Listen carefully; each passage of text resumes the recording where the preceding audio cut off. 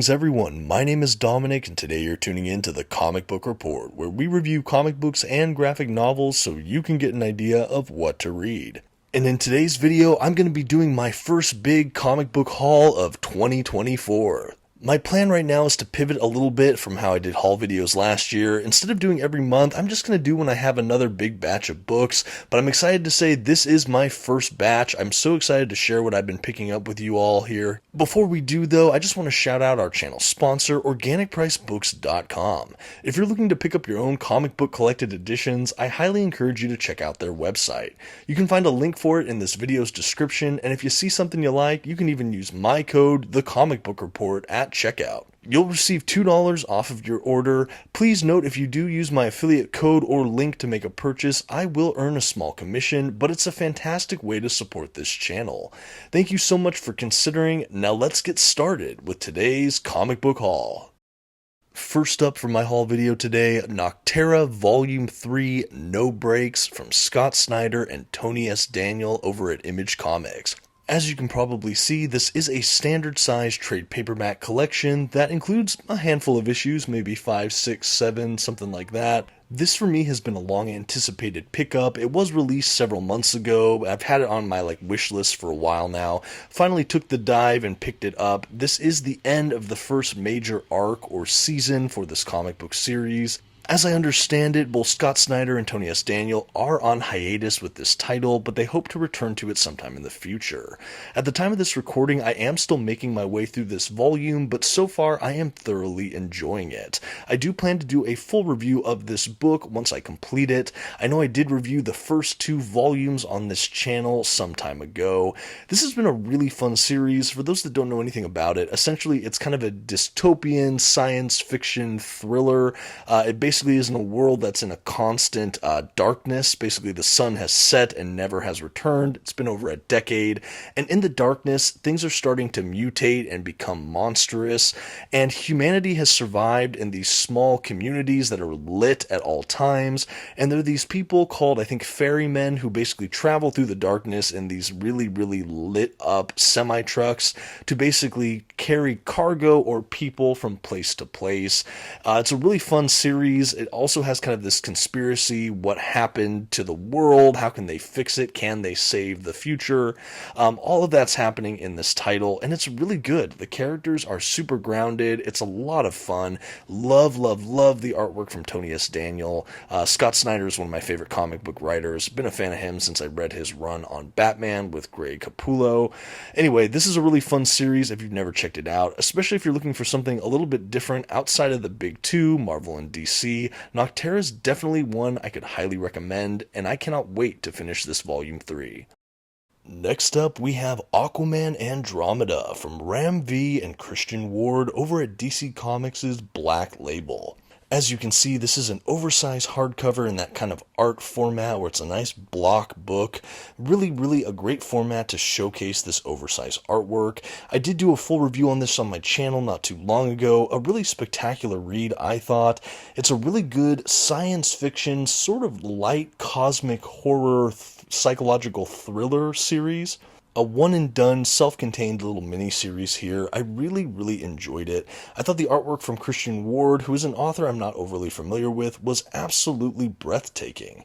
This is my first run-in reading a work from Ram V, who I've had highly recommended to me in the past, and wow, did this just blow me away. I just devoured this book. I absolutely loved it. The central premise for this book, for those wondering, is essentially an unidentified flying object crash lands in the middle of the ocean and falls to the ocean depths. Basically, these people monitor it on a satellite, and they send out this really eclectic crew to go on this submersible under the sea to investigate this object, believing it could possibly be of alien origin, and it might have technology or like a species of creature or something in it that they need to make first contact with.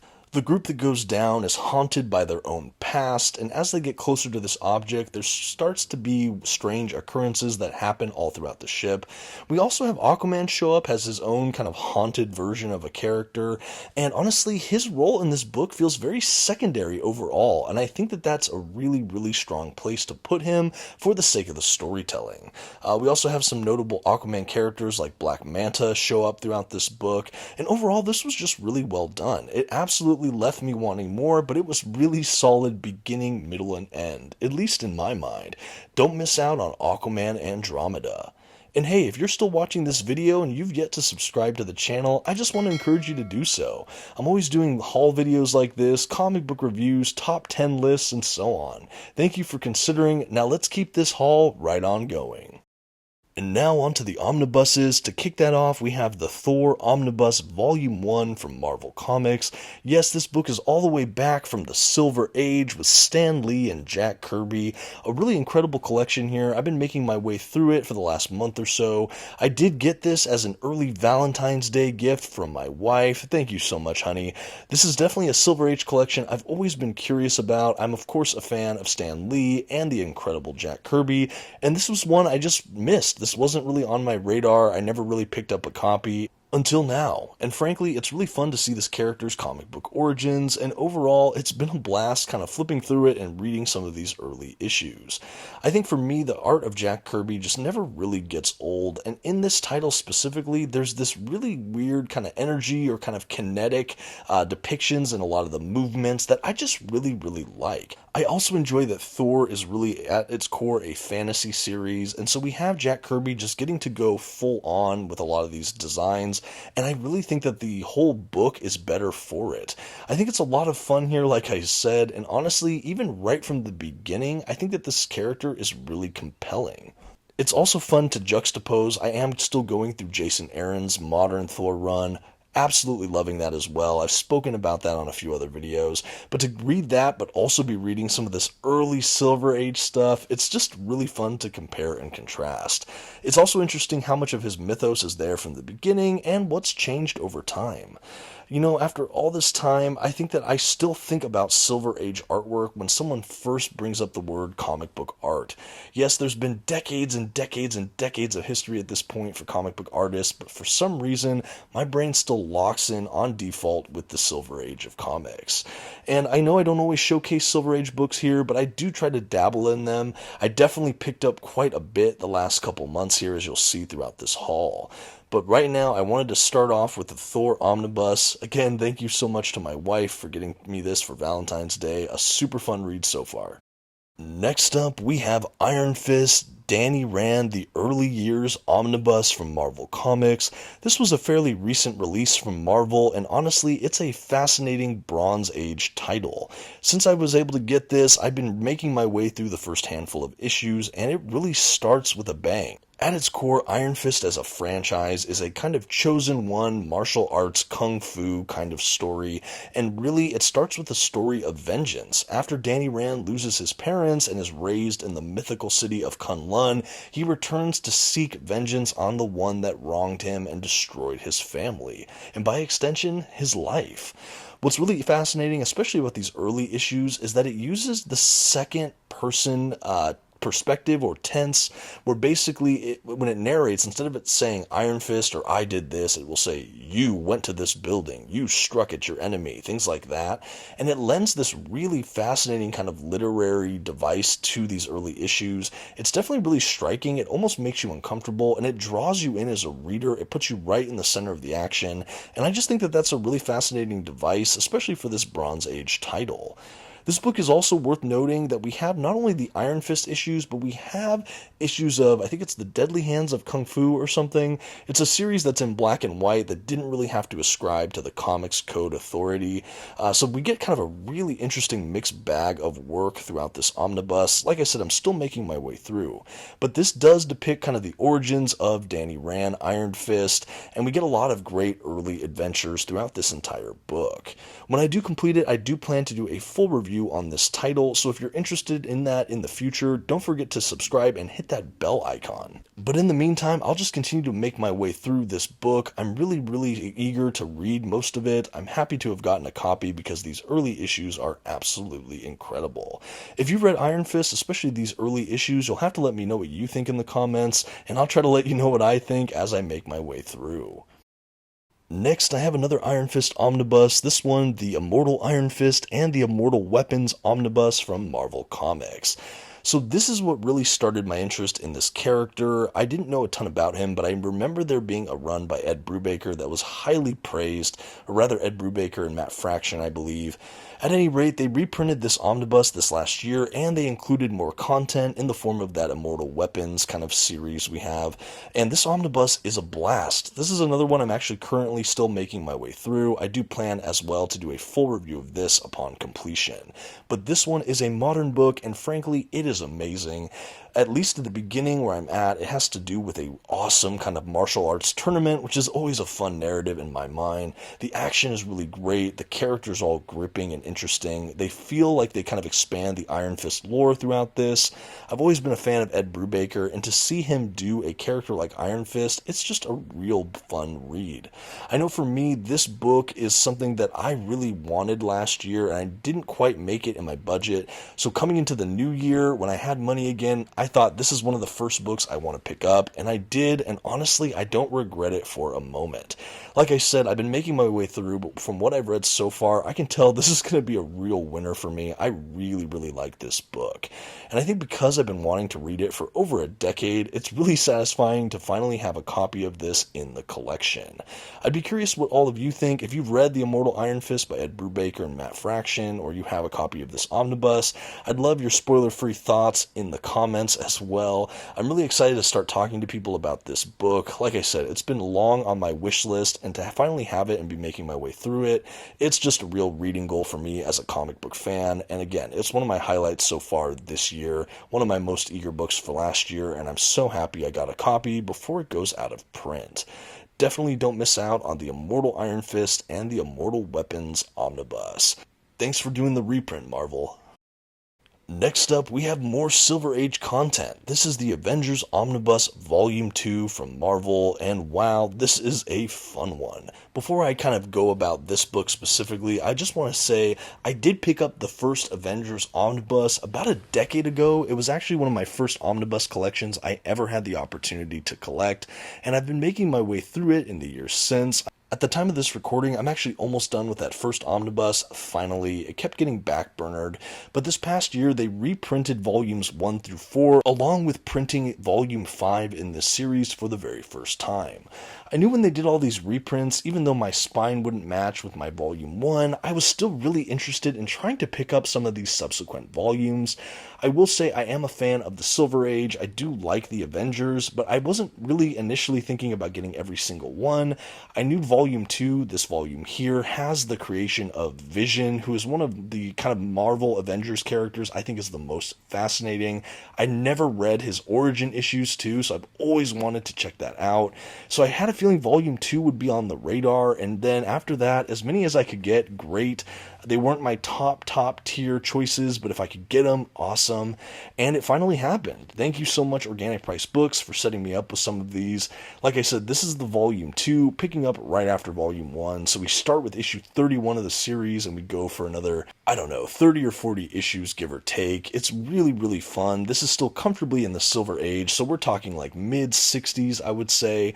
But honestly, for a dated book back here in the 60s, I think it's some of the best of the Marvel Silver Age of comics. In my mind, this really can stand toe-to-toe with some of Marvel's better titles. I think I still prefer this era for things like Amazing Spider-Man or Fantastic Four, but honestly, this is right up there with me. I really can't wait to continue to delve throughout the Silver Age here, but I was so eager to get this volume 2. Marvel did a really fun thing here, reprinting all of these books and giving us a volume 5 in this series, so that you could theoretically have a just consistent run of Avengers from early 60s all the way through, I think, early to mid 70s. I think it's like 13 years of straight Avengers issues. Next up, I'm continuing my Avengers haul with the Avengers Omnibus Volume 3 from Marvel Comics. In this era, we continue to have work from Roy Thomas, along with John and Sal Buscema. These are some of my Silver Age favorites. I know Roy Thomas, honestly, is a just great older school Marvel writer, and I can't wait to really delve into some of the content here. So, full transparency, I have not gotten to these omnibuses yet. Because I got so many of them, as you'll see, I'm actually just going in chronological order. So I'm finishing my Volume 1, hopefully in this next week. Then I'll be going more into Volume 2. That being said, I am kind of like flipping through these issues, kind of just seeing the lay of the land, what I have in store. I don't know if I've ever done as much binge reading in this era of comics straight like this. I think the only time I've done it is when I was going through the first, 100 or 120 issues or so of Amazing Spider-Man. I did that back when I had the Marvel Essential volumes, if anybody remembers those old black and white reprints. Anyway, this is going to be probably my longest continuous binge of just older school comics, that being Silver Age particularly, but I'm really eager to do so. Like I said, I've really enjoyed the works of Roy Thomas. I've had the pleasure of reading thus far, and I'm eager to see what he does in his tenure across Avengers. So this just continues on where Volume 2 left off. I think one of my favorite facets of the Avengers books too, other than being just generally a team book, I like that the team's roster changes, shifts, evolves over time. You have a book like Fantastic Four, for example, where you have the main 4 characters throughout. Yes, there are some roster changes throughout, but it's kind of the exception to the rule. But when you have something like Avengers, their roster is kind of continuously changing. Yes, we have some greatest hits, but we have in and out characters that show up and leave at different periods to keep this whole team and the dynamic within it feeling just fairly fresh, and I really, really enjoy that. I think another thing about Avengers I like is that it feels like higher stake storytelling. But more on that as we get into the next entry. Next, we have the Avengers Omnibus Volume 4. Yes, I got a lot of these Avengers Omnibuses all at once, and this is just going to be fun, this readathon. I really can't wait. Picking up after the last omnibus in this line, Volume 4 just continues to progress the storytelling. At this point, the stories are becoming a bit more modern. We're going to start cresting into the Bronze Age of comics shortly, and you can see it in the narrative style, even how they break it down, the art, everything like that. And it's really cool to see kind of the evolution of all of this if you're having these sequential releases. Again, I started talking about this in the last entry in this haul video, but one of the things I always enjoy about Avengers books is you have higher stakes storytelling. I am a big fan of the kind of street level Marvel heroes like Daredevil or like the previous listings, Iron Fist for example, but every so often I do like to delve and put my toe in the water of the higher stakes kind of global or galactic issues a team like really only Avengers can solve, or sometimes X-Men or what have you. But anyway, this is a really fun team book. I'm really excited to see, like I said, the different writers handle these characters who are all just mainstays culturally, especially now in the advent of the MCU, the Marvel Cinematic Universe. I think a title like this is more accessible than perhaps ever before. I'm really thankful Marvel reprinted all of these because I think you can see some of your big hits on the big screen and then go find these classic comics for people that want to experience it, like myself, for the very first time.